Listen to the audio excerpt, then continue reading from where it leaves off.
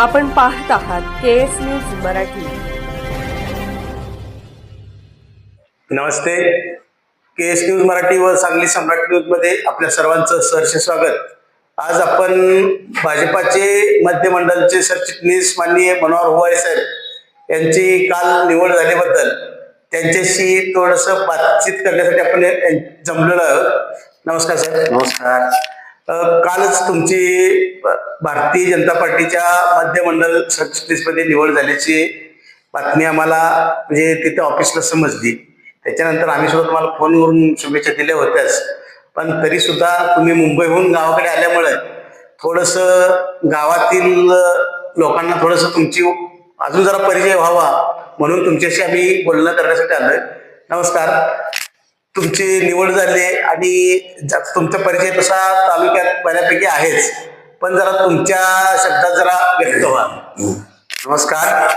सर्वप्रथम मी आपल्या जत तालुक्याचे विधानसभेचे विद्यमान आमदार माननीय गोपीचंद पळकर साहेब आणि आता नवनिर्वाचित नगराध्यक्ष आणि ह्या तालुक्याचे अध्यक्ष भाजपचे डॉक्टर रवींद्र आळी साहेब यांना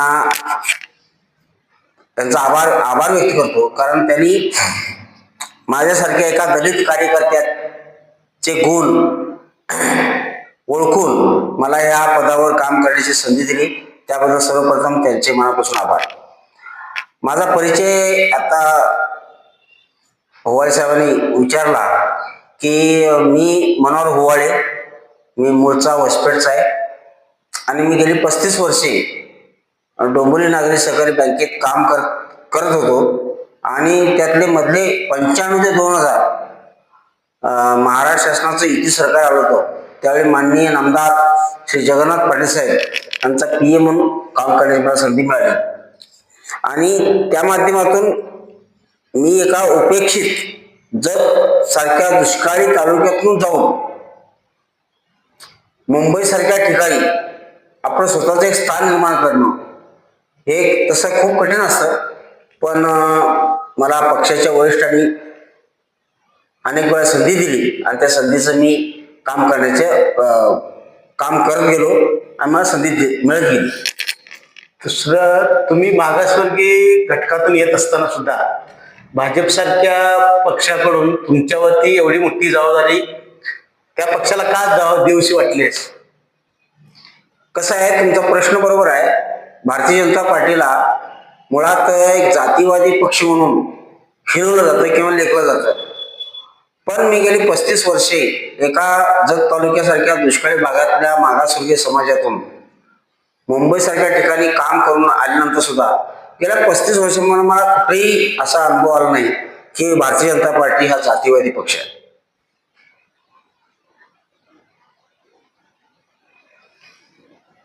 बरं, तुम्ही मगाशी म्हणाला की 1995-2000 सालात तुम्ही मंत्रालयात काम केलं होतं, त्यावेळेस तालुक्यासाठी तुमचं काय योगदान आहे का त्या काळात?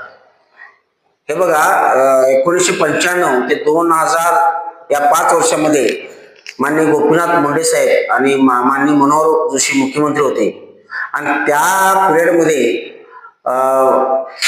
माननीय जगन्नाथ पाटील साहेब यांचा स्वीय सहाय्यक म्हणून किंवा PA म्हणून काम करण्याची मला संधी मिळाली। ते सोलापूरचे पालकमंत्री होते, त्यांच्याकडे एक्साईज डिपार्टमेंटचं खातं होतं आणि ज्यावेळी मी सोलापूरला यायचो त्यावेळी माझं लक्ष सोलापूरपेक्षा सांगलीवर त्यापेक्षा जास्त जतवर असायचं आणि त्यावेळी जतचे आमचे त्यावेळेचे कार्यकर्ते तत्कालीन, आता त्यातले बरेच आता अस्तित्वात नाही, त्यामध्ये साहेबराव टोणे असतील,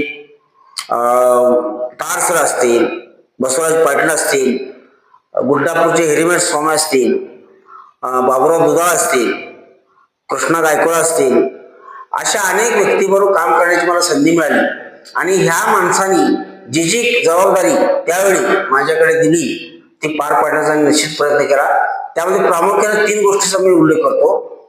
एक म्हणजे गुड्डापूरचा तलाव झाला, त्या तलावामध्ये माननीय हिरेमठ स्वामींनी माझ्या खांद्यावर जबाबदारी सोडून हे काय झालं तर झालंच पाहिजे आणि म्हणून मी ते पुढाकारानं तत्कालीन जे मंत्री होते त्यांच्याकडे पाठपुरावा करून ते मंजूर करून घेतलं। त्याचबरोबर आपले जे साहेबराव टोणे त्यांनी एक मागणी केली होती की आमच्या भागात आश्रमशाळा व्हावी. त्या आश्रमशाळेसाठी मी प्रयत्न केला, त्यालाही मंजुरी मिळण्याचं काम केलं. त्याचबरोबर कोणी इथल्या हायस्कूलसाठी त्यावेळेचे तत्कालीन आवटी सर यांनी माझ्याकडे पाठपुरावा केला होता, त्याला सक्सेस मिळाला. अजून बरीच कामं आहेत, छोट्या MSCB असतील, ST महामंडळ असेल, अनेक मुलांना रोजगार मिळवण्याचं काम स्वतःच्या खर्चानं STचा गाडी खर्च देऊन त्यांना नियुक्तीपत्र देऊन त्यांचं काम करण्याचं मी त्यावेळी केलेलं आहे. तुम्ही SC कॅटेगरीतला असून सुद्धा भाजपकडे कसं काय वाटलं?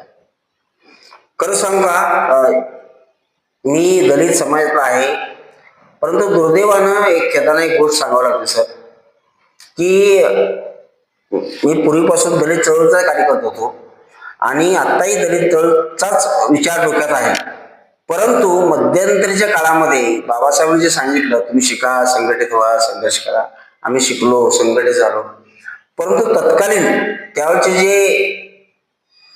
जे आमचे दलित नेते होते, त्या दलित नेत्यांनी जसा माझ्यासारख्या तरुणाला आधार द्यायला पाहिजे होता, अनेक जणांचे उमरे झिंजवले, पण त्यावेळी कोणीही साथ दिली नाही. उलट पैशाची मागणी केली.